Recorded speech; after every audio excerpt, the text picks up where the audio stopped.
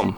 In front of me I have GARMIN Vivomove Sport, and I'm gonna show you how to adjust the screen brightness on this device. First we need to wake up the screen on our watch. You can do it by double tapping on it, like this. Once you wake up the screen, press and hold on it to open the menu.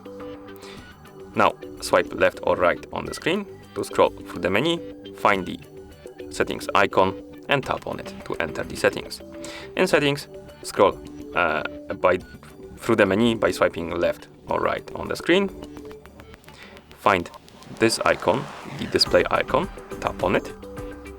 And here you should see the brightness icon, the one that looks like a sun. Tap on it. And here we can adjust the level of brightness by tapping on arrows, like this. Find the brightness you like and then tap on it to select it, like this. And now you can go back by tapping on the back arrow. And that's how you adjust the screen brightness on this device. Thank you for watching. If you found this video helpful, please consider subscribing to our channel and leaving the like on the video.